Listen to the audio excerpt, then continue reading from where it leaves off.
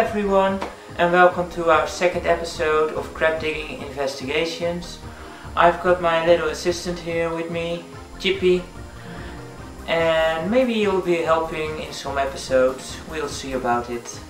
And well, let's dig right into it. We've got our first game review this week, and let's check it out. It's Defender of the Crown for the CDI. Enjoy. Defender of the Crown, a real classic. If you never heard of this game, then what the hell, man?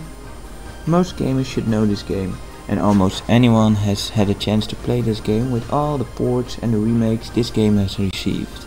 Developed by Cinemaware, it was first released on the Commodore Amiga as a simple yet hard strategy game in 1986.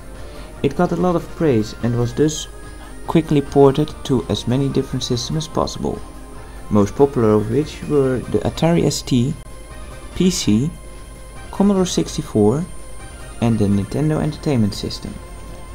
The biggest achievement originally were the impressive graphics for its time.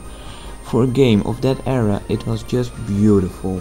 Now most of the ports came nowhere near the looks of the Amiga graphics. Just look at some of the comparison pictures right now. However, the Amiga version wasn't actually finished when it was released.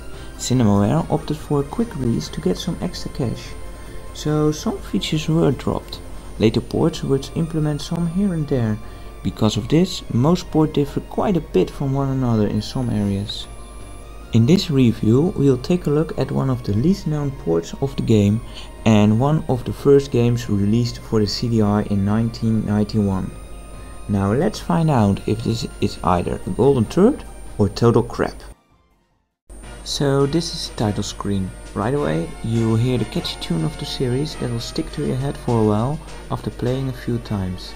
Now in general the CDI version is almost an exact copy of the original Amiga version. It brings very little new content to the series and has almost none of the extra features other ports have introduced. Its biggest addition lies in the audio of the game, mainly in the speech. Here, listen for yourself to the introduction. In the year of our Lord, 1149, when the king returned from the Holy Land, he united 6 great warriors who had carried him to victory over the infidels. The king granted power, wealth and vast dominions to each of the heroes. When the knights departed from the king's palace, 5 rode to their new lands, but you, a Saxon, turned your horse toward Sherwood Forest. They included voiceovers for a lot of the text boxes that were in the original. I'd say it turned out decently well. The voice can help you get more into the game and it beats reading. Now you get to pick your knight. They have different stats that influence gameplay a little bit. I'll just go with Ivanhoe for now. You have chosen wisely, my lord. The brave Saxons will rally to my standard. Arriving in Sherwood Forest, you are greeted by your old friend Robin of Locksley. Many years have passed since you served with Robin and his men, but disastrous news curtails the reunion. During your journey, an assassin has taken the king's life. The kingdom is in chaos because there is no heir to the throne. Worse still, the crown itself has disappeared. Normans are assembling armies and Saxons will fight them. Each side accuses the other of killing the king and taking the crown. Robin tells you the struggle ahead is for younger men. Men like you, he says, only you can save England. Robin urges you to raise an army and pledges his aid 3 times if you will seek to reunite the darkness of the kingdom.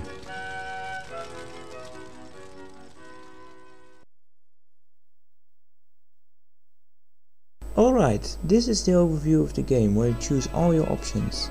The goal is to paint all of England light blue and crush the other colors of the map. To take over England you can do different things like building a campaign army and take over land. This army management system is very basic but also very tedious because with every single click there is some loading time. This is very annoying and it even hides your cursor if you so happen to misclick something. It's only half a second or so, but since you'll be buying and transferring new troops a lot, that can stack up. If you buy or transfer troops with button 2, you transfer 5 at a time, which speeds up the process a bit.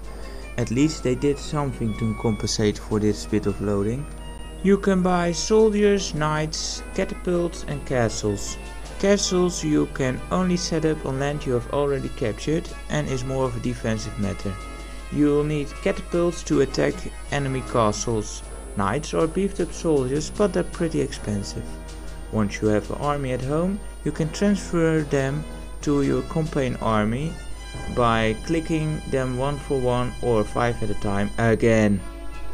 Then set out to conquer some land. The land you capture will bring in more taxes, which means more troops. You can only have one army out, so there is a bit of strategy involved as to where to send them. Once your army leaves the territory, it's undefended and any of the other lords can grab it for free. If this happens to be your home castle, it's game over. However, you can leave a portion of your troops behind for defense of your home territory. Now, occasionally your campaign army will land on territory already occupied by another army, or another army comes into the territory of your army. A field battle will commence at this point. It's very basic again, and your only choices are to either run like a little girl, stand and fight, which is a more defensive stand, or a fierce attack, which I guess should be a more offensive, aggressive attack. I usually look at the numbers of soldiers. Do I have more? Fierce attack. Let's run for the hills. The biggest number of troops usually wins, although the leadership statistic come into play here. The higher it is, the less of your troops die off and the higher chance you have of winning. To get some extra gold to fund your army with, you can also raid castles. You need to go through 2 screens slashing apart the guards in your way. This is no fun at all. I mean, look at it. It moves so slow. At least they did add life bars. So in this version you can at least see when you're almost there or dead. Now, how you should play this? I'm just randomly pushing buttons and trying combination, but nothing really seems to work well. The best way I found is just to stand there like an idiot and keep one of the buttons pressed so he'll keep striking his sword. If you have more life than your opponent, most of the time you will win.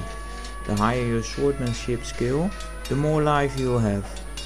Once you beat it, you get some gold. If you get beaten, they capture you and take your gold instead as ransom.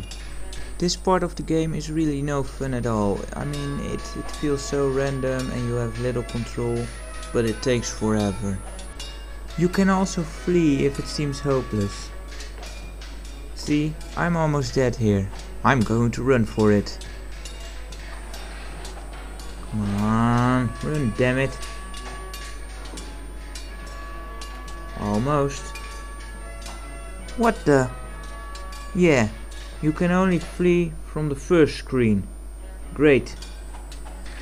I'm dead. And if you happen to flee from the first screen, guess what? The game calls you a sissy. Ever heard of a strategic withdrawal? You cowardly cur. As you run like an old woman, the enemy's stronghold echoes with the jeers of your enemies.